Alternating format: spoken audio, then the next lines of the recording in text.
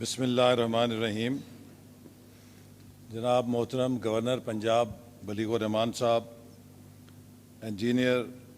فرحت عادل صاحب، president institute of engineers Pakistan,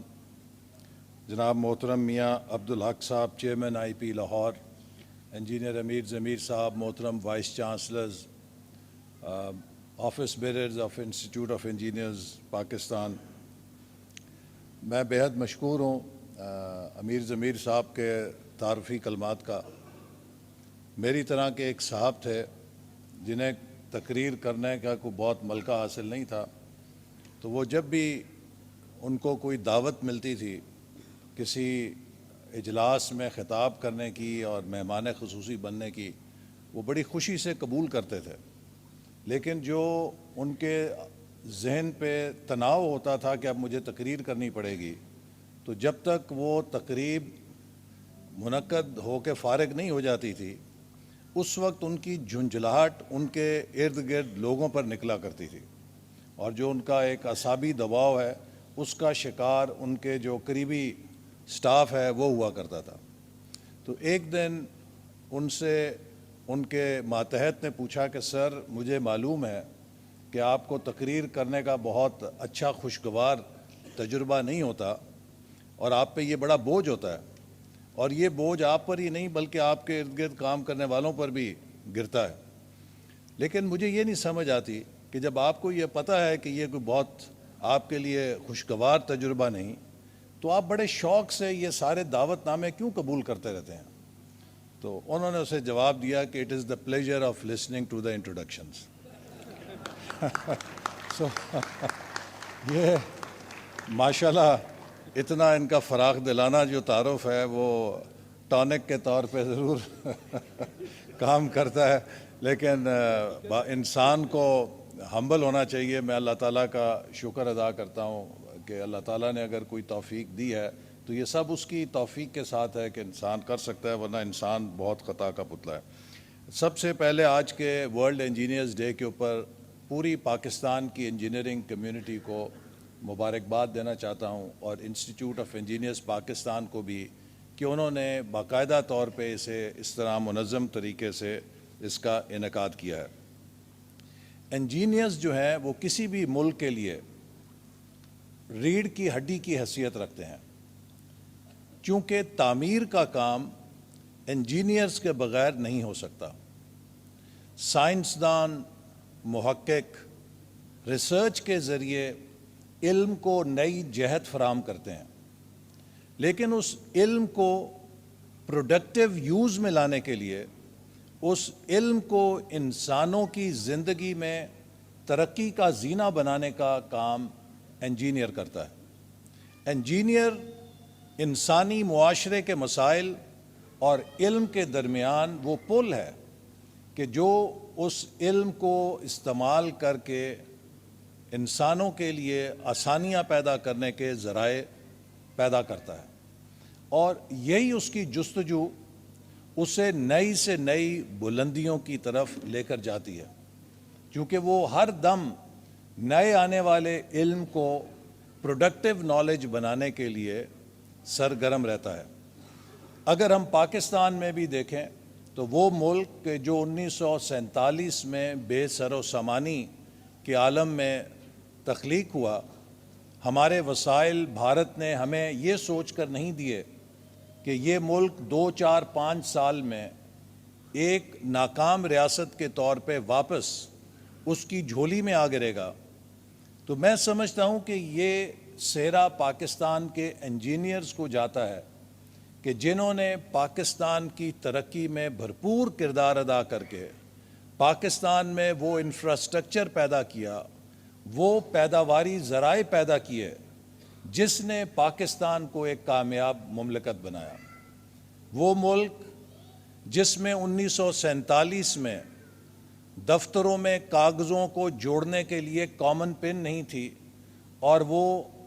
درخت کے کانٹوں سے کاغذوں کو جوڑتا تھا، آج وہ دنیا کا اگر 7واں ایٹمی طاقت کا حامل ملک ہے، تو آخر انجینئرز نے اس ملک کے اندر کچھ تو کیا ہے جو اسے یہ بلندی ملی ہے۔ اسی طرح وہ ملک جس کے اندر کارخانہ نام کی کوئی چیز نہیں تھی، ماں سوائے چند چھوٹی 2 یا 3 ٹیکسٹائل فیکٹریز کے، اگر آج اس ملک کے اندر ہر شعبے کی پیداواری صلاحیت اس قدر بڑھ گئی ہے کہ وہ ملک موٹر سائیکل، کار، ٹریکٹر سے لے کے فضاؤں کو چیرتے ہوئے J7 تھنڈر طیارے بھی بنا رہا ہے، تو اس میں یہ سب کامیابی انجینئرز کے بغیر ممکن نہیں تھی۔ وہ ملک جس کے اندر اس کے آبی وسائل کو بروئے کار لانے کی کوئی صلاحیت نہیں تھی، اگر اس ملک نے منگلا ڈیم، تربیلا ڈیم، غازی بھروتا جیسے بڑے بڑے منصوبے اور اب داسو ڈیم اور دیامیر بھاشا ڈیم جیسے بڑے بڑے منصوبے بنائے اور ان پر کام ہو رہا ہے، تو یہ بھی انجینئرز کی منہور محنت ہے۔ وہ ملک کہ جس میں آمد و رفت کے ذرائع نہیں تھے، اگر آج اس ملک کے اندر کراچی سے پشاور تک موٹر ویز کا جال بچھا ہوا ہے، تو اس کے پیچھے بھی، اس کی پشت کے اوپر بھی انجینئرز کی محنت اور مہارت کا کمال ہے۔ کہا جاتا تھا کہ یہ ساؤتھ ایشیا کے اندر اقتصادی اصلاحات میں قیادت کرنے والا ملک ہے، کہ جب پاکستان میں وزیر اعظم نواز شریف نے 1990-91 میں ڈی ریگولیشن، پرائیویٹائزیشن اور لبرلائزیشن کی پالیسیز متعارف کرائیں، ٹیلی کمیونیکیشن سیکٹر کو اوپن کیا، فائنینشیل سیکٹر کو اوپن کیا، تو اس وقت پاکستان کو دنیا ایک رول ماڈل سمجھ رہی تھی ڈیولپنگ ورلڈ کے لیے کہ کس تیزی کے ساتھ اکنامک ریفارمز کسی ملک کے اندر کیے جا سکتے ہیں، لیکن بدقسمتی سے وہ ریفارمز کا سفر بھی جاری نہیں رہ سکا اور ہم سے وہ کیچ بھی ڈراپ ہو گیا۔ ہمارے ہمسایہ ملک نے انہی ریفارمز کو کاپی کر کے مسلسل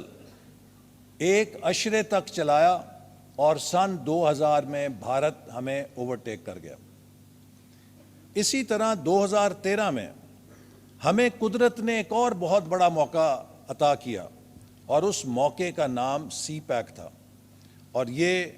میرے لیے بڑے اعزاز کی بات ہے کہ پرائم منسٹر نواز شریف نے اس منصوبے کی ذمہ داری مجھے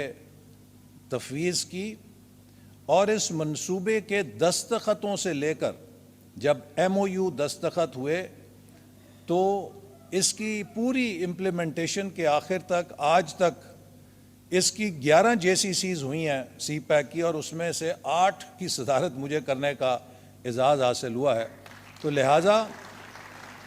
اس منصوبے کی ابتدا سے آج تک مجھے اس میں جو کام کرنے کا موقع ملا، شاید میری زندگی کا ایک بہت بڑا وہ سرمایہ افتخار ہے۔ میں 14، 15، 16 میں ہر ایسی مجلس کے اندر تقریر میں یہ بات کہتا تھا کہ قدرت نے ہمیں یہ تیسری بار کیچ دیا ہے ترقی کا۔ سی پیک کی صورت میں فٹ بال جتنی بڑی گیند قدرت نے ہماری طرف پھینکی ہے، اگر ہم نے اس دفعہ یہ کیچ ڈراپ کر دیا تو تاریخ ہمیں معاف نہیں کرے گی، اور اس کا انجام اتنا بھیانک ہوگا کہ ہم اس کا تصور نہیں کر سکتے۔ اور میں یہ بات بھی ہر اپنی تقریر میں کہتا تھا کہ ہمیں چین سے صرف سرمایہ کاری، ٹیکنالوجی یا یہ منصوبے نہیں لینے، ہمیں چائنا سے ان کی ترقی کا جو گر ہے وہ بھی سیکھنا ہے کہ چین نے ترقی اس لیے کی، اور ہر اس کامیاب ملک نے جس نے کہ پچھلے 50 سال میں ترقی کی، ایک پہلی شرط اس کی یہ پوری کی کہ انہوں نے اپنے ملک میں پولیٹیکل سٹیبلٹی اور کنٹینیوٹی آف پالیسیز کو یقینی بنایا۔ پاکستان میں بدقسمتی سے 2018 کے اندر ایک سازش کر کے اس سفر کو توڑ دیا گیا، اور میں کسی پر کوئی سیاسی بات نہیں کرنا چاہتا، لیکن آپ کو صرف ایک وہ مثال دینا چاہتا ہوں کہ جو میرے حلقے کے ان پڑھ دیہاتیوں کو سمجھ آ گئی، لیکن بڑے بڑے عہدوں پر بیٹھے ہوئے لوگوں کو سمجھ نہیں آئی اور شاید آج بھی سمجھ نہیں آ رہی۔ میں اپنی پچھلی الیکشن تقریر میں 2018 کے ہر جلسے میں، اور اسی لیے میرے حلقے کے لوگوں میں بالکل کلیئرٹی ہے کہ آج پاکستان میں جو حالات ہیں اس کے لیے ہم قصوروار نہیں ہیں۔